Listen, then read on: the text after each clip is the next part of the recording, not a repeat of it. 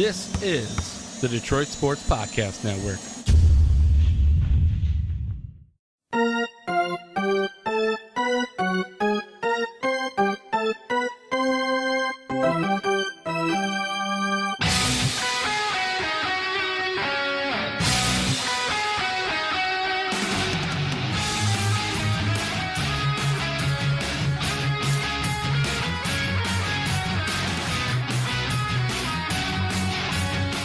And welcome to the very latest and freshest edition of Tigers Talk with Chirco and Company.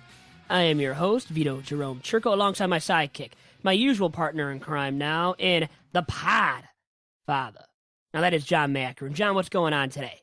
Vito, I want to share a funny story. What do you have for I us? saw you doing some things that a lot of you youth are doing nowadays, which is being totally distracted in your vehicle. So I pull up to the office. Yeah. I let you know, hey, I'm running like 10 minutes behind because I had to get some gas for the wife. She's like, hey, I know it's going to snow tonight, so please just fill up the car with gas. Don't leave yourself last minute in case, it's going to take you an hour and a half, maybe 2 hours to get home tonight if we get all this snow. So I pull up, and what do I see? I see Vito's head down, buried in his phone, and he doesn't even look up, nothing. I could have been someone coming to, jack up your car or something. So I see he's sitting there typing away, going at it full force on his phone. And I'm like, okay, I come up to his car. He doesn't even flinch. I'm looking. So I'm like, okay, I go right up to your window and boom, I had a good laugh. I did flinch. I did. I had a good laugh at your bit. expense. I made you scared, but see, I think I got you to learn a lesson. You can't be distracted these days. What if I would have came up there with something and tried to jack you, man? See, I was confident enough to know it was you. So I realized my surroundings. I knew you just had arrived right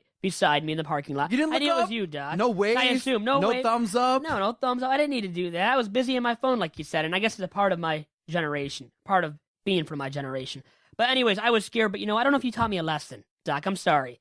You are the doc, but I don't know if you taught me a lesson there. Well, I did get to start off the day with a fun laugh. That was a fun laugh for you, not for me. I wasn't laughing. You were scared. I was a little bit. That quick second of seeing someone right up on your window because I got up real close. That gets people going, not just me, but if you know my friends and know me and have heard them talk about me, I get scared pretty easily. I mean, I've gone downstairs in my own house and been scared when it's dark downstairs and late at night. I can't even go walk down there in the dark. So I get scared fairly easily. I'll say that much. So really, you doing that to me wasn't really anything out of the ordinary for me in terms of like being able to scare me. Doc, you have something though. Yes, it is March 1st. Yes, sir. So the Tigers are coming off their first victory versus, I think, Florida Southern. And now it's March 1st, which means they play their first game. So play a nice audio, put us in the mood before we start recording. And it's the great tones of a familiar voice to those who are listening to this podcast. Lo, the winter is past, the rain is over and gone, the flowers appear on the earth, the time of the singing of birds is come, and the voice of the turtle is heard in our land. Ernie Harwell. It's that time of year, brother. March 1st, as we're recording this, the Tigers will suit up. They're going to play spring training baseball games, and it's that time of year. I know it's going to be snowing here in Metro Detroit, but down in Lakeland, they're going to be able to now see what we got in the month of March. It's a fun time. A lot of games here coming up, too. Tuesday against Pittsburgh, our recording day against Pittsburgh, and then Wednesday, when this podcast releases, against the Yankees. So at New York, but Tuesday at Lakeland, the home of the Tigers spring training site. So very exciting times ahead for the Tigers, starting off now their spring training slate of action. They played Florida Southern. Jacoby Jones went deep. He's suspended, though, right now, but still a top prospect. We've discussed him in the past. And really, you can't take too much from that game, though. It's Florida Southern, okay? You're going to beat that team, and they always do. It's the annual opener to the spring training season for the Tigers. And they have a bunch of games coming up, Doc. I mean, like I said, I already brought up the two that they have in the immediate future, Tuesday and Wednesday. Then Thursday against the Braves at Atlanta. And then Friday, they play the Yankees again, but this time in Lakeland. And then March 5th on Saturday at Washington. And then on Sunday against Miami in Lakeland. So a lot of games, March 1st through the 6th. All these games are being played for the Tigers, either in Lakeland or on the road in spring training ball. And they're all being broadcast at least on the radio, on either 97.1 FM or WXYT AM. So AM 1270, that is, for CBS Sports Radio. So all these games being on the radio at least and getting the juices flowing for me as a big-time Tigers fan, Doc, to say the least. Yeah, so early thoughts. What are you looking to see? Now it's going to be the first week or two of spring training games. We're going to kind of see the rotation. We're going to see who kind of survives and doesn't get hurt. I know the questions early on are going to revolve around Anibal Sanchez and Alex Wilson, who are a little bit nicked up. The reports are not to be too concerned, that it's not too serious, but what I'm going to be looking for is how the pitchers look, how the early batters look. Are they in shape? How are they going to compete? Because it's going to be a fun time this month. And I'm just going to look to see that everyone gets through it and everyone, as the month progresses, gets into baseball shape and are rounding into form when they come up and the big time games start. And now already an injury concern, too, for the Tigers starting rotation in Anibal Sanchez, who was hurt last year. He missed the end of last season and lower right triceps. Well, not last year, but right now, that's what he's dealing with. Soreness in his lower right tricep. So obviously not a good sign for the Tigers with Anibal Sanchez going into the season here. And he suffered or began to feel the soreness in his lower right triceps on Monday, February 22nd. So last Monday now. And supposedly played catch, from my knowledge, yesterday for the first time since experiencing that soreness in his right triceps last Monday. So he's trying to get back to action here. But that's already a concern to start off the season with him in terms of the injury bug striking this early. Kind of something that we've grown accustomed to with Anibal Sanchez because he misses a lot of time season to season. Now, the last 2 years, he's missed time with injuries. And in 2014, he spent 2 disabled list stints. And then last year in 2015, at the very end of the year, he had a missed time and then missed the remainder of the season. So I'm concerned about this guy, and I've talked about him before. I think his game, his productivity will be very volatile from now on. It will be very varying in terms of the production that you will get. It will be varying production from good to bad and maybe some mediocre in between. And you might get more of that on a consistent basis, a mediocre production out of Sanchez, who I used to love calling the Sanchez, but no longer is he the Sanchez. And right now, he's more of a back end of the rotation guy who has these injury concerns and big injury concerns for the Tigers, who expect him to be a middle of the rotation guy and truly the number 3 guy in the rotation to start off the season. Yeah, but you don't take into account the fact they're coming out and saying, listen, we're going to take it slow with him. He hasn't thrown in about a week. He's going to now throw comfortably from 90 feet. If he throws okay there, he'll move back to 120 feet, and then he'll throw a bullpen session. So it's not like a situation where you have to panic right away. I think we can still be patient with him. And the reports are, and I know they're not going to be fully, raising concerns if they're there, but they're going to take it as is. The pitching coach, Doobie, said that everything that he saw, the ball came out of his hand pretty good. He didn't report any significant problems. So far, so good. Just let him rest it out because you said it yourself. Anibal Sanchez is going to be key because if he doesn't lock up that third spot, then you're going to have a question mark going down after 1 and 2.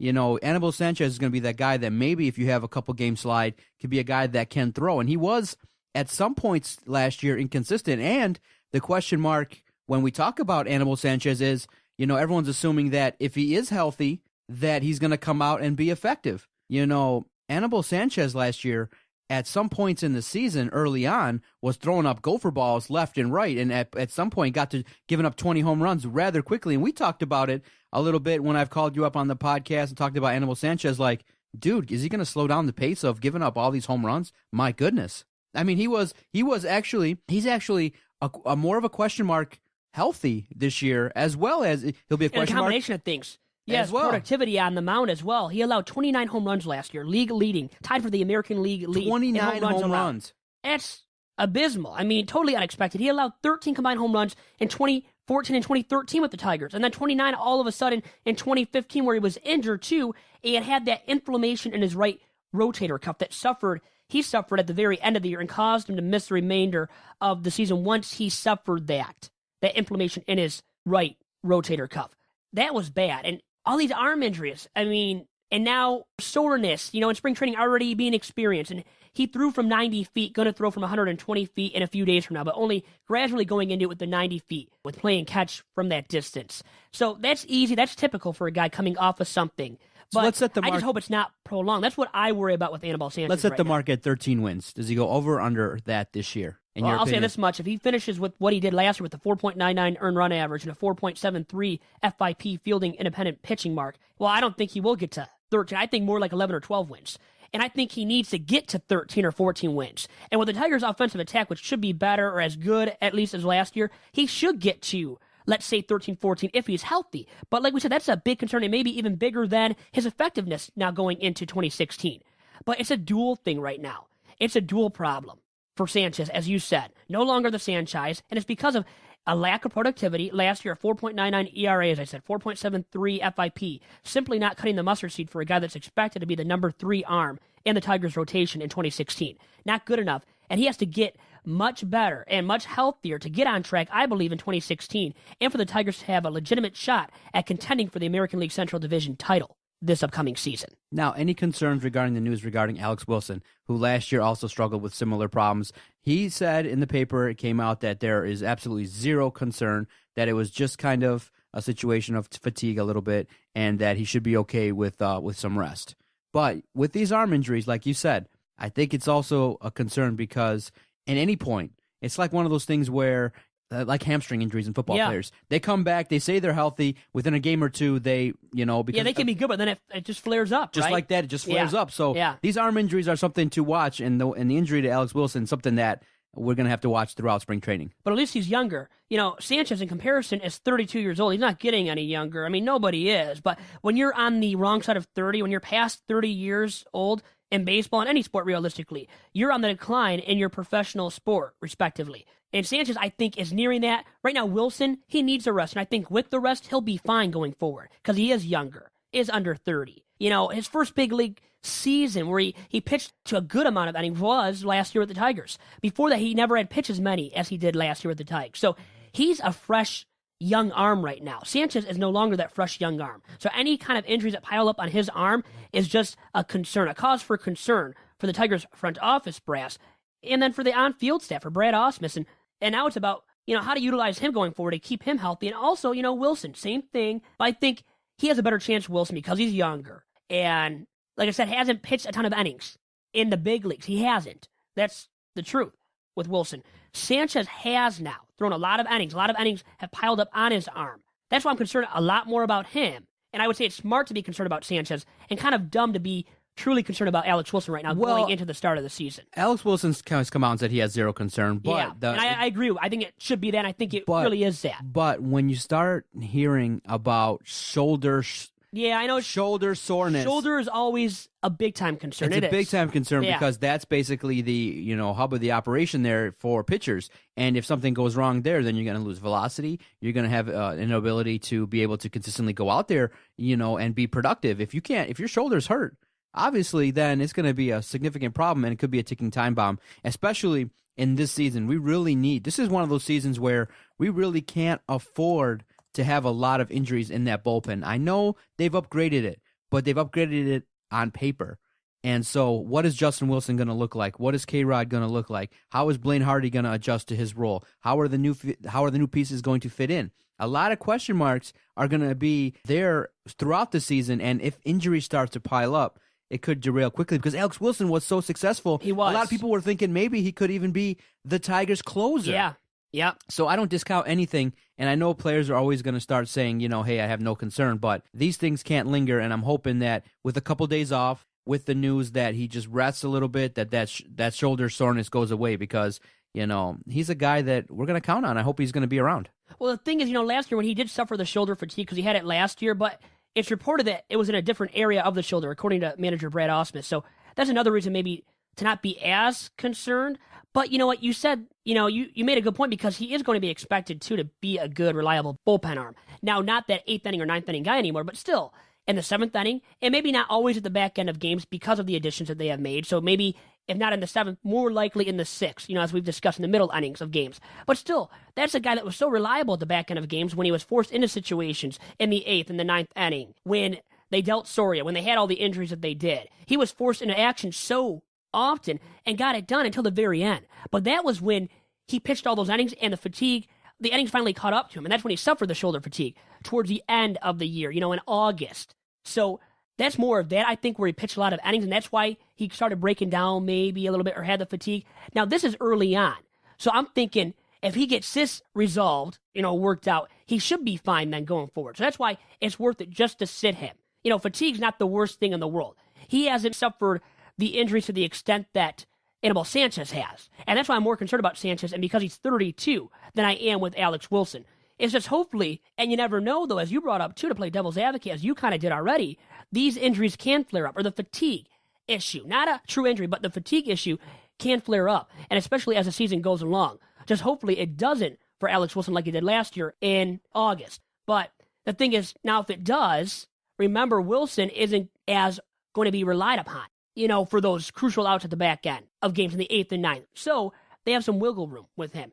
That's why it's worth it, especially now in spring training. You got to sit him. But even later in the season, because they have other relief arms now, it's not as big of an issue to make sure he's out there, pitching out of the pen, because they have other guys to rely upon that are veteran-laden, have more of that experience. So that's why you can let him. So your panic level with Wilson is pretty much okay. You're not having a significant spike in anxiety or anything like that. No, because he's young, man. I mean, this guy, like I said, pitched all these innings for the first time last year, and he suffered shoulder fatigue, but that's kind of normal for a guy that's pitching a lot of innings for the first time in his big league career and forced into so much action late in games that he wasn't ever used to and not expected to be in that role last year. So I think if he knows his role and what his role is, I think it'll be less pressure on him. And that's why, like I said, if something does flare up again, you let him sit, because you know what? You don't need him out there, because now you have K-Rod in the 9th. You have Mark Lowe, Justin Wilson. You have guys that can pitch in the place of Wilson at the back end of games. So yeah, to sum it up, I'm much more worried about Sanchez because he's older and has had much more arm issues in recent memory and had such a poor 2015 campaign.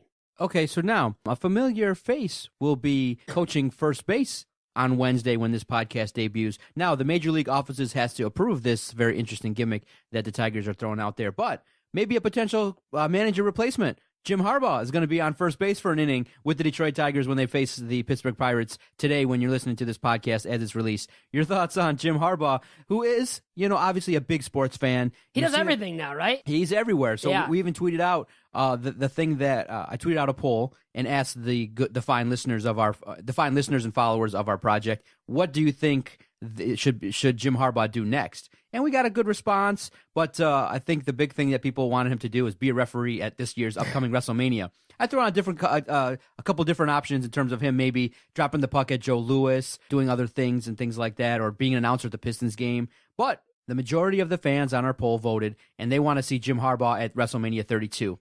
But the guy's everywhere, and he's going to be at first base for an inning, and hopefully no one takes him out or nothing unusual happens or, bat gets shattered and flies his way because, hey, although it's fun and it's going to be jovial and going to be a good time, being at first base is no joke. Well, and he's run the gamut already. He's done everything. What can he do? I mean, he does everything. He's out there. People love him. Everybody loves him. But then there are the detractors out there who criticize him for doing all this Cool stuff. or crazy? I think it's cool. Why not? It's spring training. Doesn't matter. Now, when he's going to recruits' houses and spending the night with them, that's a little bit creepy, though, and crazy. And I think it's not totally dumb, but a little bit more dumb than smart because it makes you look creepy. And I think that might detract some families from letting their kids go and play for him. The sleepover was weird. The tree thing was weird. But the recent one was also weird, too, where he was kind of wrestling around, kind of like jostling with a recruit.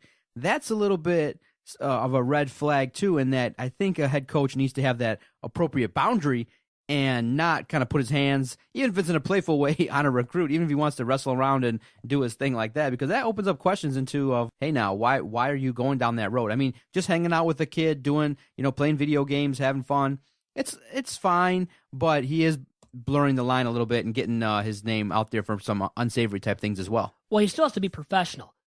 Keep that element going for himself. And healthy I think boundaries. That's what we call it. He has to, maybe more than he has. But you know what? As long as he's winning games at U of M, the U of M faithful will not really care about that. Now, other people will, MSU fans such as yourself, will think, oh, he's crazy. He shouldn't be doing this. Shouldn't be allowed to do all this that he is.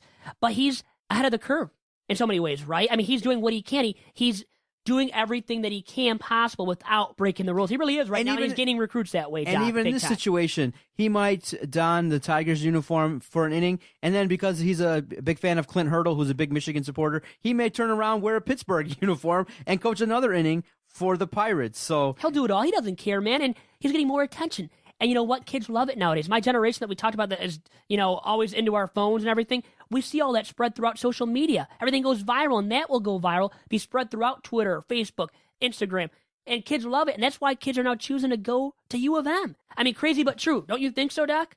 No, I agree. I think that he is marketing himself in a great way, and he's getting his name out there. But I think that also some people are starting to have rumblings that, hey, this is Michigan. Let's have a little bit more decorum than this. Jim Harbaugh may not care as long as he keeps winning, he's got a couple-year window where he can do these kind of antics. But if you don't win, then people are going to come after you.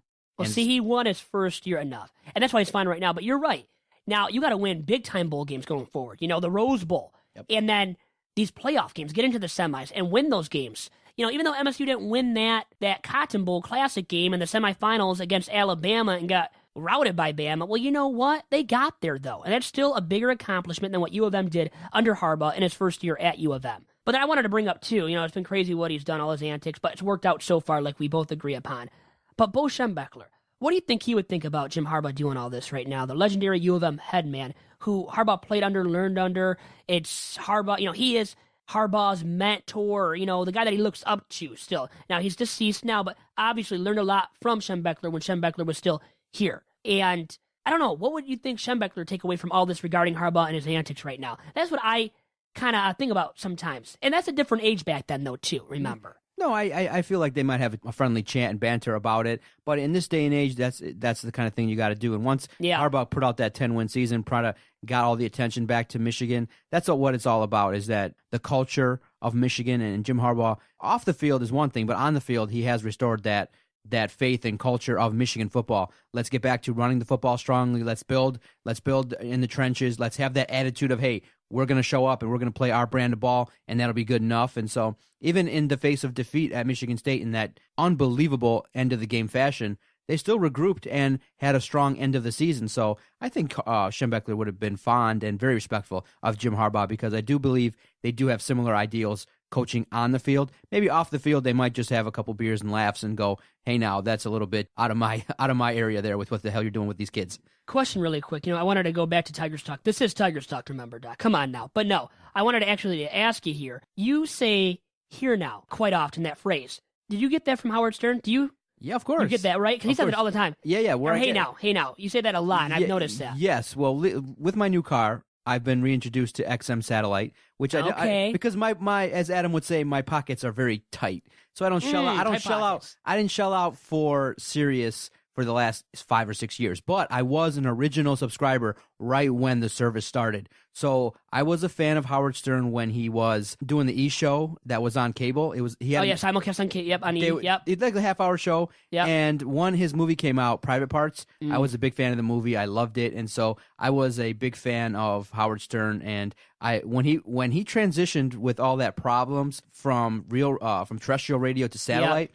I was a big fan, and when he started on satellite radio early on, I think about 10, 11 years ago, it was off the chains. It was totally different because we remember, this is a new age now with podcasts, with unlimited internet type stuff, but back then it was revolutionary where you had a new platform and a guy that, with his shtick and antics, took it to a whole other level, and I've had some of the strongest laughs I've ever had watching the antics that he pulled, the bits, the funniness, and the willingness to share a lot of parts of himself and his thoughts and ideas. And now I've been listening to it religiously every day for the better part of 3 weeks now. And hey now, he loves doing that. Now, and then when he doesn't really know what a person is saying, or just doesn't care, he just says right. Great interview. Hey now is really good. And being a guy that likes to interview people and have a conversation with people, he is bar none. Whether you think now because of his age that he's gotten a little bit stale, whether you think that or not, his interviews when those guests come in, it's the best hour of radio you're probably going to hear in a long time because he's very very thorough, and he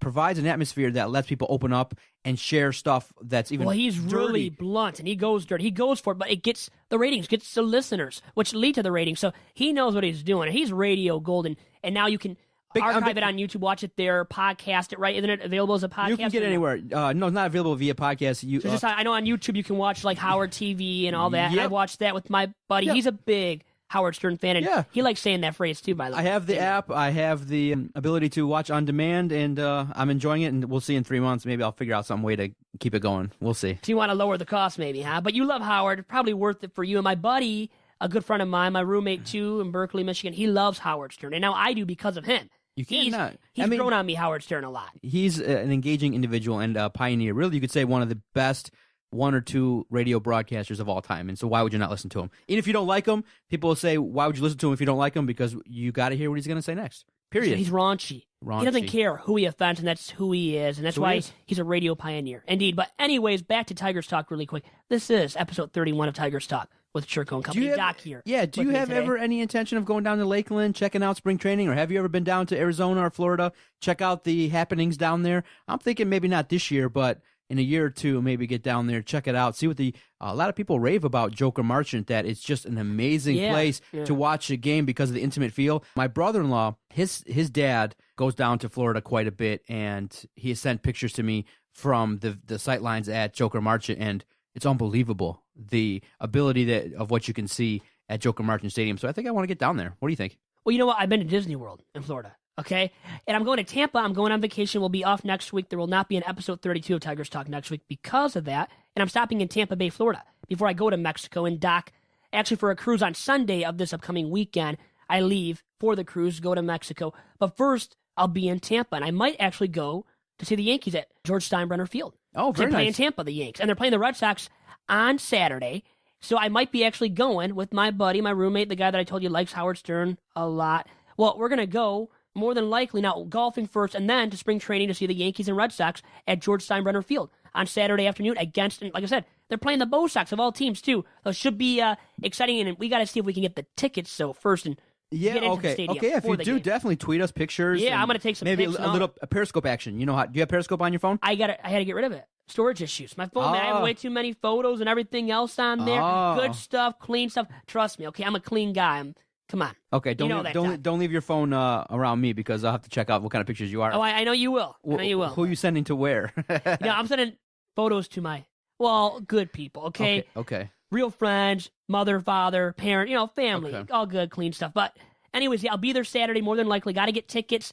Now, the cheapest are like 20-something bucks. And everything else is 30 and above. And I kind of have tight pockets at times like you. I don't know what you think about that price tag. Because it's only spring training. And I'm already going golf and spending $45 on golfing for a round of golf. That's a lot for me with the trip expenses and everything else taken into account. Because we're going to go out and have some fun too. Check out the nightlife a little bit, my buddy and I. So we're going to be out spending some money. So that's the thing. I don't know if it's worth it totally for the game. Now, if it was the Tigers in Lakeland, I'd be right there. Trust me. If it was the Tigers. But because it's the Yanks, I don't love the Yanks. But then I say to myself, I love baseball. So I got to choose here, and just wanted to bring that up because he asked me. I've never been to Lakeland. I would love to go to Lakeland one day. My dad and I have even talked about that. And my brother, he's a White Sox fan, but I think he would even be interested in going to Lakeland too. Maybe a future goal for the network and maybe something we can do for fun in the future. Early poll, early results. Put a DSP poll on our Twitter page at Detroit Podcast, which you're very featured heavily on as well. Oh, thank you. Yes. No problem. Yes, sir. Early results over under 13 wins for Anibal Sanchez. Under is leading 62%. I'm saying under 11 or 12 wins. And I wanted to ask, let's do an over-under now, Vito style, right? Big Vito's over-under here. And Anibal Sanchez has pitched in less than 29 games and under 180 innings. So in less than 29 and less than 180 innings total pitched in the past 2 seasons. Will he now, I'm going to ask you now, over under 29 games and then over under 180 innings pitched for Anibal in 2016, Doc? Okay, I'm going to say over the innings, over 180 innings, but under 29 starts.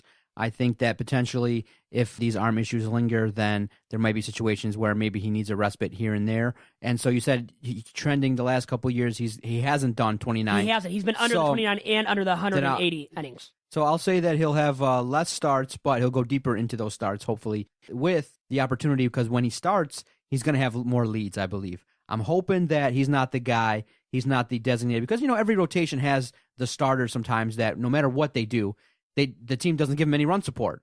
Max Scherzer was getting, on average, I believe, 1 run more, or maybe 1 run. I got to look it up and recall. But he was getting, I think, 1 run more than Justin Verlander was, at the time when they were together. So I'm hoping that Sanchez, when he pitches, will be the beneficiary of a strong offensive output, which will allow him to ease up and relax and not have to pitch in so many pressure situations, which will allow him to go deeper into games. So maybe he won't get as many starts, but maybe he'll go 6-7 innings later in the starts. Now, I know people who are listening are going to say, well, when we watched Anibal last year, he was good for 5 innings, but once he hit the 6th and 7th, it was like he hit a wall. And then you start to see his pitch count elevate. You start to see the ball start flying out of the park. The run total would start going up in those innings 5 through 7. I'm hoping he tightens that up. But I would be I understand those who might say he probably won't get to 180 because of what we saw last year.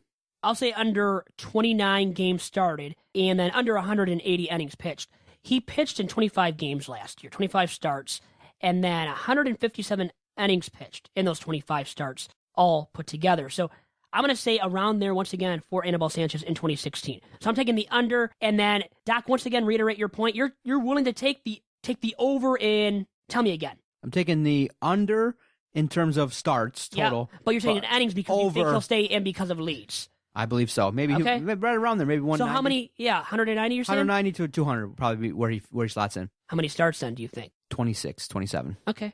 Yeah, I'll say 25, and then I'll say about 155 to 165 innings pitched. And the good thing is now they have depth in their rotation for the first time in a very, well, they didn't have it last year, not the first time in a very long time, but obviously with injuries, trades, they didn't have it last year as much. And now they have more of that going into 2016.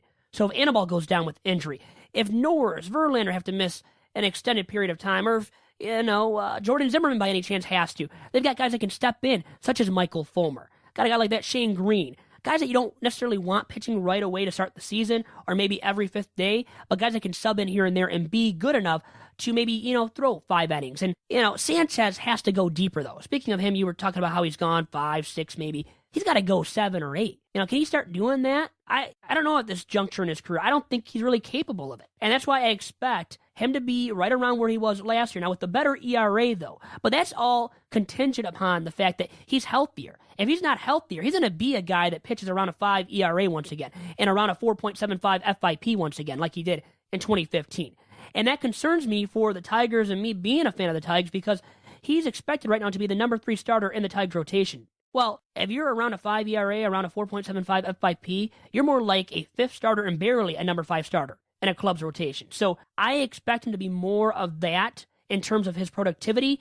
And with that being said, it's not a good thing at all for the Tigers and their hopes of being able to contend for a division title in 2016. That's going to be a good question. I'm being pessimistic. Yeah, I am too. Anibal Sanchez is a key figure and a guy that a lot of people are counting on to do well. He's going to be someone that is going to be counted on, and he's going to have to perform, period. Otherwise, if he doesn't, it's going to be a situation where a lot of guys have to step up. So we shall see. And now, how about this announcer change-up? Dan Dickerson now going to TV and Pemba going to radio. He called radio games back in the day with the Angels when he was there as a radio guy. Dickerson's really I don't think he's ever called any TV games for the Tigers in the past. Now, he's called other events on TV for Fox Sports Detroit, such as high school football, state final games in the past. But interesting, right? Interesting dynamic being set up here by Fox Sports Detroit. And I think to alleviate the amount of games that Mpemba and Rod Allen have to call together. It seems that is the case here with this announcer change. Or announcer, mix up here. Because it's not going to be, all throughout the season. Do you give it thumbs up or thumbs down? Try it out. I think I give it a thumbs up because of that. So I would say, why not, add something new, right? Like what they did last year with adding Morris, Kirk Gibson to the mix with Rod Allen as a color commentator for the Tigers broadcasts on Fox Sports Detroit. Why not mix it up with a play-by-play guy? Hey, and Pemba's not perfect. Dickerson, maybe some people like him more. I think I might even like him more. Not that I listen to a ton of games on the radio, but I like Dickerson and what he brings to the radio calls of games for the Tigers. So how about we let him voice his, do the play-by-play now for the Tigers on TV? Change it up a little bit. I think it's worth it overall-wise. So that's why I say, for me, I give it a thumbs up. Okay, yeah, I do too. It's something that will be fun, I think, for the broadcasters because, you get into set routines, you get into situations where you're comfortable. It's fun a little bit to mix it up a little bit and to see whether, Dickerson or Mpemba has, a little bit more of a skill in different areas. So why not take advantage of professional broadcasters and place them in different environments? Because really, in the end, when you have talent, I do think it can be expressed in a lot of different ways. And for Dan Dickerson to be on TV, I mean, the only difference is going to be he's going to be a little bit more on camera. I think he'll be relatively comfortable on TV, sharing his opinions, sharing his time and opinions with, the color analysts. So I don't see no problems at all. I just think that mixing and matching will be something that may be done in the future. But, it's not every game. It's just going to be a handful of games, just 10 games. Yeah. 10 games or so I don't see a problem with it. It'll be fun to see. I think it'll be early on and something that might draw people in to see, hey, what's this all about? Yeah, it's bringing a fresh voice right to the broadcast booth, with bringing Dickerson to the TV broadcast booth, with bringing Mpemba to the radio broadcast booth alongside Jim Price. And he loves talking about the arsenal. He loves using his phrases, and Rod Allen, country strong, and other phrases that he utilizes throughout a broadcast. So I bet these guys kind of want some time away from their broadcast partners too, right? I bet they're like, I know Mpemba is going to love it because supposedly he's had some tension, right, in the past with Rod Allen. So I think both guys will like it to get away from their current or their usual broadcast partners and sidekicks. So I think it's good for them, good for the broadcast, for the quality of it, and it gives something new to the Tigers fans that are watching these games on TV and then tuning in on the radio side on 97.1 The Ticket. So thumbs up once again from me. And really quick, I wanted to ask you regarding this maneuvering here by the Tigers to change it up with the broadcast booth here and there throughout the season. Is it based upon the premise that Mpemba and Rod Allen don't get along too well? What do you think about all that jazz? Do you believe in it all? In that tension, supposed rift between Mpemba and Rod Allen? Both those guys are professional. I don't think that, I'm not exactly sure all those kind of rumblings that happen, news and notes, all those kind of we've rumors. heard stuff, you yeah, know? you hear things, but I don't take that into account in that, sometimes when you're around someone all the time, naturally, sometimes some things may come up, but they're so professional. When they're on, I think they're one of the best duos out there. They're fun, right? They're colorful. fun. Yeah. I actually am more leaning about 50-50 in terms of when I watch for the television coverage, but sometimes I just enjoy sitting outside, turning off the TV, listening on the radio as well. And Dan Dickerson and Jim Price do a great job on the radio. So I'm about 50-50 in terms of how I watch the games. How about you? Who's your favorite Tigers announcer, by the way? And for me, it's primarily TV. Okay, you watch the games about on TV? About 75% TV or 80% TV. Yeah, just because I'm in my house, I'm not going to put my radio on. I don't do that. I'm not old school, I guess, enough, right? But anyways, who's your favorite announcer of all these guys? And the color guys, too. So Jim Price, Rod Allen, Kirk Gibson, Jack Morris. No, I'm a fan of Mario Mpemba. I mean, I followed him when he was doing his thing over there in California. He came on our platform. I know he was on, yep. One-on-one with Mario Mpemba is available 24/7 on demand on our platform. He's a great guy, and he's been kind enough, always gives us his time, very gracious, and he does a lot with he's got a lot of insight. So I'm a big fan of Mario Mpemba, and he's a fellow state guy. So you're biased. He's been on the podcast. He's from state. Yeah, so I should have known you would go with Mario Mpemba. But also too, Johnny Kane's a good guy too. Been on the program. He's been on the podcast.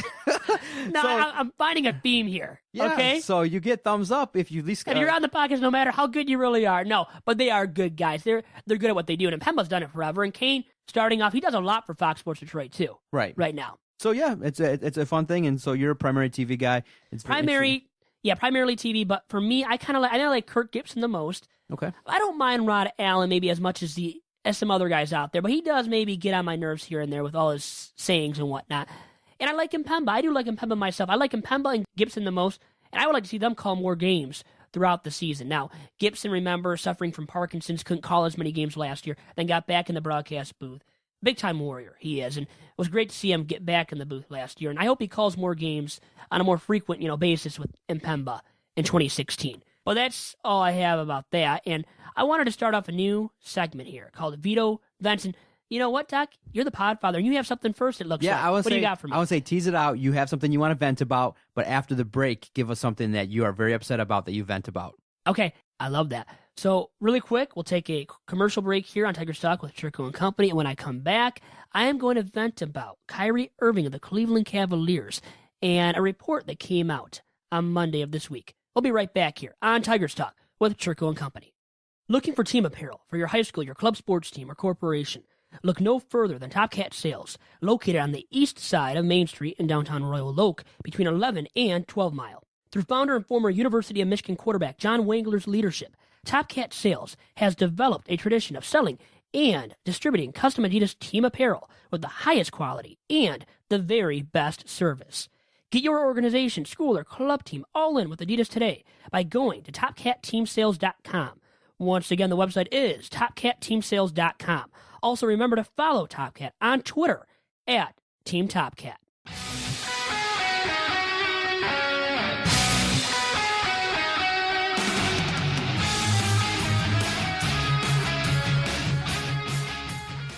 And back, Doc, you and I live. Not really, but we are right now talking to each other on episode 31 of the podcast. And as they say in the pod business, recorded live in the Sterling Heights studios. Yes. At the Detroit Sports Podcast offices. We're doing the Tigers Talk podcast, episode 31, with Vito Chirco.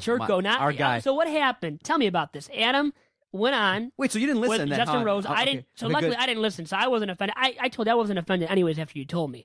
But what happened there? Yeah, long story short, I told Adam, hey, now you're going on the webcast, WXYZ.com with Justin Rose. We got Rose, big guy. I love that guy right now. He's a good dude. Yep. And been very supportive of our project. Right away when he got here, boom, messaged him and he came right on, and he's been a frequent contributor. So Adam went on, and at the time of the show, when you give your plugs and where you're working at, Adam said that, hey, we're now a network of podcasts where we do a show pretty much every day.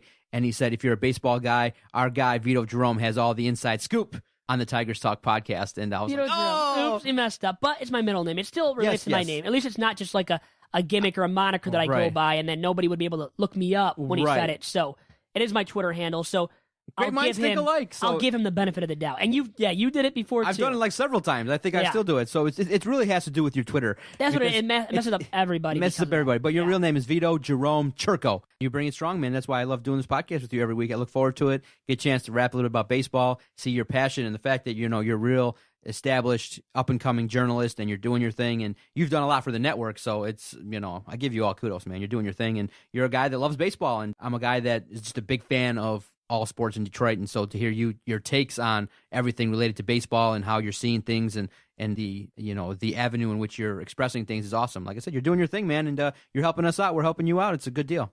Well, thank you very much for all that. And now I have a strong take here. Your spirit has been good, but now I get a sense that you've been angry. So what is this called? Vito Vents. Vito Vents. Okay, so I think it goes together, right? And what I want to vent about today is Kyrie Irving now supposedly coming out and saying to somebody or another that he wants out of Cleveland. A great franchise right now in the Eastern Conference of the NBA, top dogs in the East with LBJ, LeBron James, the best player in basketball, even better than Stephen Curry in my opinion right now, all around, based on his physical specimen, size, and all that, all those intangibles. So he's playing alongside LeBron, but he wants out of Cleveland, supposedly. And now this report came out Monday from Stephen A. Screamin' A. Smith, as I like to call him, of ESPN, who's on ESPN First Take, always says some controversial, sometimes, pushing the envelope too in the process with his takes. But I don't believe this was a hot take. He has some good sources and came out and said this about Kyrie Irving. And for me, when I hear this about any athlete nowadays, especially one in a good climate, good situation on a sports team, in any professional sports league, I think to myself, how darn crazy are you? Because you're in a great situation, and he's played good enough basketball to be a legitimate, all-star caliber guard, really ever since getting to Cleveland. And the Cavs need him. He's part of the big three there along with LeBron, as I mentioned, and then also Kevin Love, who maybe hasn't been that great fit there in the big three in Cleveland since he joined the Cavs last year. But Kyrie, he's your second best player. And I know you want some more love, more attention there. You might get some more in the bright lights of another city with more of a media market and maybe with less star talent already on the roster.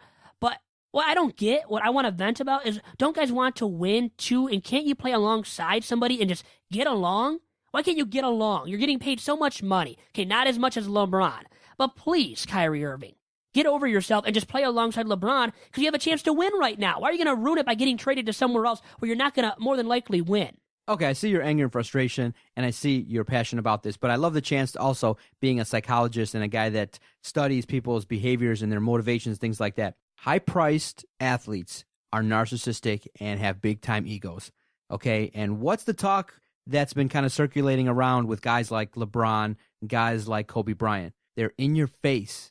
I'm sure that LeBron James is the floor general, the floor admiral, the guy that's on the floor that's probably not going, hey, Kyrie, just pass the ball this way. Or, hey, Kyrie, man, come on, just, on the screen and roll, just dish it out here and it'll go and we'll be better. No, I'm sure that when things are messed up, because Kyrie's the point guard, that LeBron's getting up in his face and probably riding him so hard that at some point, I'm of the opinion that these two egos are probably clashing, and it's a situation where at some point, this day and age, most people have the attitude of, hey, man, life's too short. I don't have to deal with this. I'm already making a lot of money. We've already had some success in terms of getting, far in the playoffs. Kyrie knows what it's like. So I do believe that sometimes if egos clash or if he's not happy with something, it might not be LeBron, it might be something with the coach, it might be something with another player. It might be something that is driving a wedge with Kyrie Irving and the organization. These guys are a little bit more sensitive. And sometimes, Vito, I know guys like you and me who are all about winning and trying to compete. Sometimes it's not about that. Sometimes in the basic landscape, just about being happy. And sometimes when egos clash or when you're not feeling the love or you're not in a situation where you feel comfortable, time to bounce.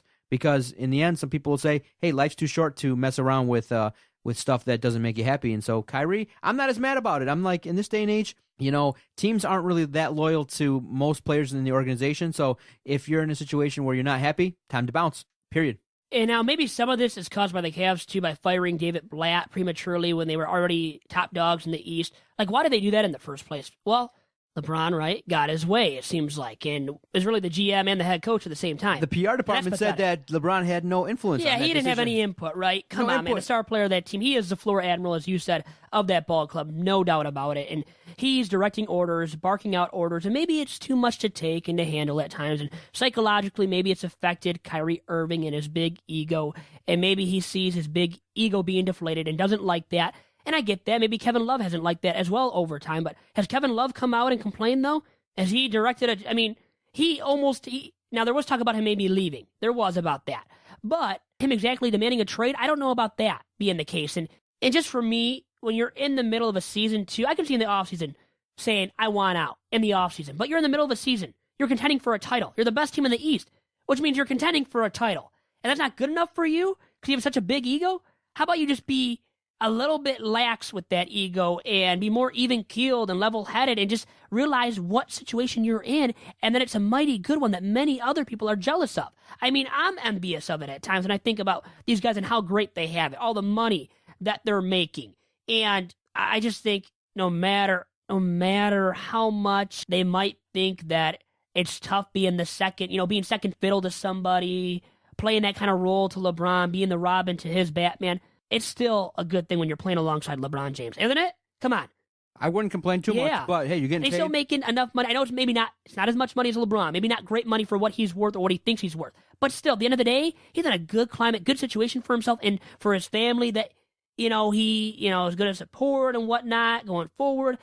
Come on, man. I think it's pathetic that guys come out and say this, especially in the middle of the season in a playoff race where you are also not just in the playoff race, but actually at the top of your respective conference. Veto Vents, I like it. That's my topic of the day for Veto Vents. Usually you're a laid-back guy, so it's nice to see you get a little angry. Maybe from time to time we'll get you a little bit more fired up in these segments. Very interesting. Well, you can get me fired up here and there, but I guess I don't show my colors of the fieriness, at all times. Okay. But I keep it reserved. Try not to be like every fiery Italian guy every out there. fiery guy that maybe tries to be mafia-like. I'm not mafia-like. I don't pretend about it. Okay. So, anyways, though, we actually have a guest joining us today, and he's not going to be a Tigers blogger, writer, commentator, or anything like that. I wanted to talk to him about this new website that he has, and it's all about dating. And for fans of Bernie Sanders, the Democratic presidential candidate who's 74, I can't believe he's so old, and he's running right now. Like, I just told my buddy, who likes Howard Stern once again, why the heck is he running right now? Why didn't he run like 10 years ago? Because I think he might have had a better chance to win it back then. But anyways, it's a dating site for Bernie Sanders fans. And this buddy, I know him through De La Salle. He went to high school with me, and that's why I'm having him on today to talk about that website a little bit and how he got started with it. And, he's made it big now, Doc. What's his name? David Bonney. David Bonney will be up here next.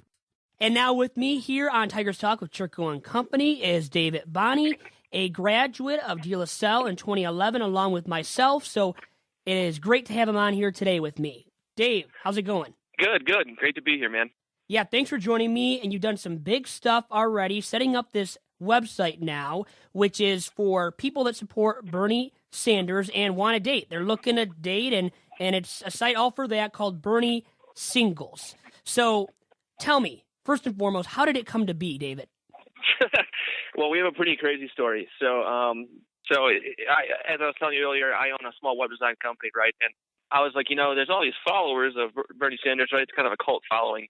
It'd be great if we gave them a better way to meet each other. And I was like, no, it'd be even better if we gave them a way to date each other, right? Because a lot of millennials are using it, are big into the campaign and such, right? So we have a bunch of 20-year-old kids, right, all liberals that are, why not give them a place to meet, right? So the day that I had this idea, I built it right away. I had it done in like 4 days, and I launched it. And mine was actually called BerniePeopleMeet.com. And the exact same day, someone else launched BernieSingles.com. So originally there were two dating sites, which is pretty crazy. And the first day, both of our sites went viral. Both of them were crashing the whole time. And I reached out to the kid on Facebook. I said, hey, it looks like we had a pretty similar night here. Do you want to pair up? And he said, yeah, I think it's a good idea. So I then joined forces with a kid named Colton. He's out in Arizona, and we built Bernie Singles. So, David, now tell me this. I mean, how does this guy attract so many youngsters? I mean, 20-year-olds like you and I when he's 70-plus himself. I don't get that. Yeah, no, I think it's just it's a movement, right? So I think a lot of people our generation are kind of sick and tired as business as usual with politics, right? And I think we're the most educated generation, right? So we have a pretty good idea of what goes on in the political realm and the economic realm. And I think, this guy, I mean, regardless of your political beliefs, right, whether you're a Republican or Democrat, I think a lot of people have respect for him in the same way, unfortunately, people have respect for Donald Trump is that they're anti-establishment, right? So I think it's that whole notion of getting away from big money and big money politics and getting to something more genuine. Now, can I be a supporter of a guy like Donald Trump or Hillary Clinton and still join this website? Well, we have a lot of Trump supporters joining our website to basically troll and cause issues on it and spam it with, derogatory remarks, right? So they've had no issue joining. But I mean, at the end of the day, I mean, it really is for the Bernie supporters, right? We're not looking to be the go-to dating site by any means. So no Match.com in the future for Bernie Singles, nothing like that, huh?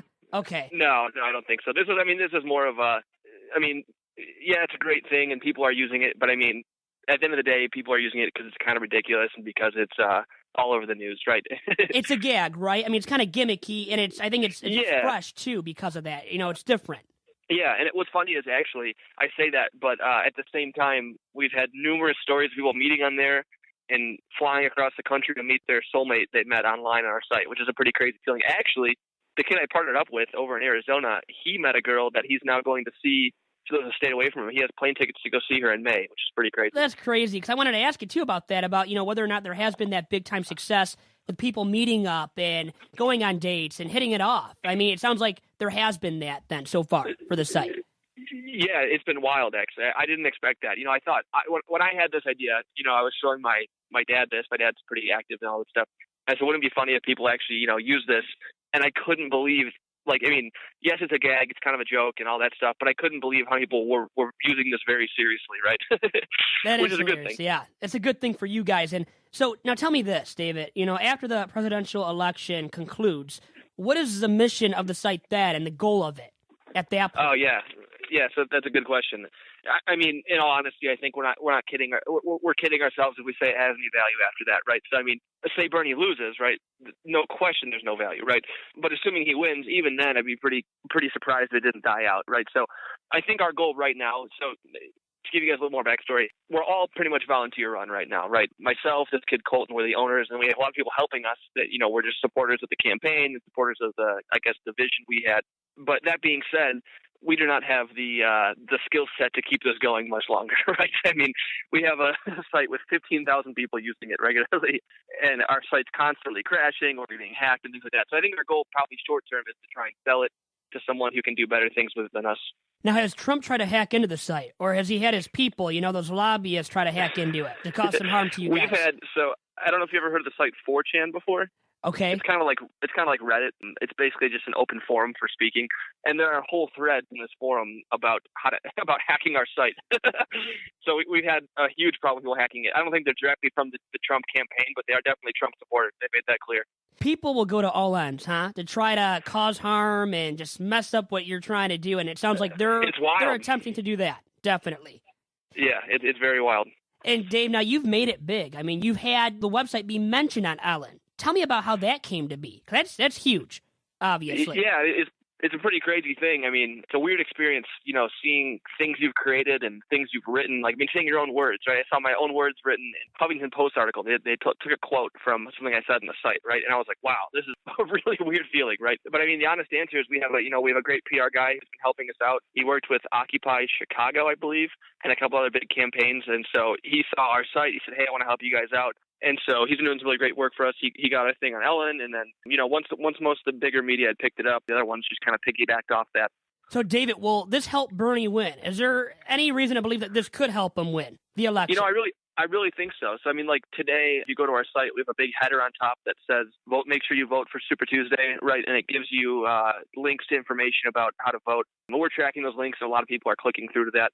And then also, I mean, I guess it's one part dating site and one part social platform, right? So I think A lot of people have used our site to have events, like phone call events where people go and call voters and things like that. They've had big meetups. I heard there was like a meetup in New York that had over 1,000 people, and they all met on our site. So, I think so. I think it's giving people a better way to kind of organize, right? So is he going to beat Hillary Clinton, though, and win the whole darn thing? I mean, we'd like to say so, right? I mean, I know you want that to happen, yeah.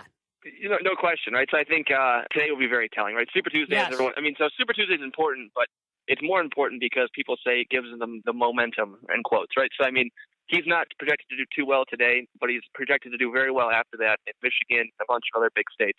So I guess all we can do is wait and see, right?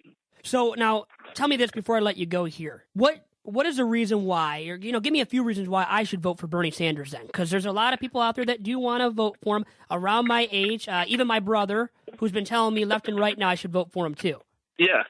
Well, I think, so I'll try and give you the least biased answer I can give. So I used to think I was. I mean, I'm young, so it doesn't mean too much, right? But I used to think I was a hardcore Republican not too long ago, right? And it was after I kind of started following the words of some economists and some professors from all over the world that I kind of learned a little bit more. And I think if you look at one thing, look at the fact that Bernie wants to take money out of politics. And if you want to look at two things, look at the fact he wants to take money out of politics and the fact that he wants to close the gap on wealth inequality right now, which is a huge issue for our economy. Yeah, that's a very helpful thing, and that does come to fruition. So, hey, there are two reasons right there for me to vote for him then. Now, I'm not going to tell you I'm going to vote for him right now, but I know you will and a lot of other people will. I'm actually a Trump supporter. Come on now, please. No way. Now, hey, if you had to pick a Republican, though, who would you pick, Dave? Is there one guy? Rand Paul. Okay. Yeah? He's not going to win, though. He's not even close. No, not going to happen. But he's a good guy, though. Okay. Yeah, I think, well, let me ask you this. I see right now Trump, with all the steam that he's been picking up and rolling along with. I mean, it seems like he's going to get the nomination of the Republican Party. What do you think? I hope not, but if he does, I think it'll be one of the scariest days in American history. Oh, my God. I kind of fear it myself. So I'll tell you, with that being said, I'm not going to vote for him. I know that, but I'm still undecided, okay? And, Dave, thank you very much for all your time today, and I'll let you go with that. Best of luck to you as well with Bernie singles. Hey, Vito, you do the same. Take care, man. Thank you very much. You have a good one. And back after that segment with David Bonney. Interesting stuff about that website and how he got it started, Doc, huh? I'm surprised week in, week out with the guests that you bring on this podcast. Very fun, very good-natured, and I'm fascinated that, someone, and really sometimes when you do something like this, you kind of go outside the box a little bit, and that's an outside-the-box kind of thinking. It is, and yeah. you made it big. That's cool. I like that because that's what we're kind of doing. Yep. Podcast network, outside the box. Now you see a ton of them sprinkling up all over the place. It's like literally a new Detroit podcast network, whether it be sports, entertainment, movies. They're everywhere as I sit here and try to eat the sandwich. Good stuff, though, Vito. Great interview. And trying to mix it up here and there. And, you have to be fresh, right, with your material, your content. And there's not always Tigers news and notes. Now there is much of it, going on because of spring training. But, earlier on we had Curtis Blackwell, a guy like that from MSU, on to talk about the Cotton Bowl before it happened. So mixing in guests here and there that are different, of a different variety. And with that, I won't be here next week. We'll be taking the week off. Sorry to Doc and all my fans, the fans that I actually do have out there of Tigers Talk. But I'll be back the following week for episode number 32 of Tigers Talk with Chirco and Company, Doc. I'll be looking forward to your Mexican tales. There better be some fun stories, fun pictures. It'll be all good, brother. It'll be all fun, and I'll send a lot of pictures to you, and I know you'll love those pictures, Doc. So adios to everybody, and wish me the best of luck in Mexico. I'll be there, and then I'll see you 2 weeks from now for episode 32.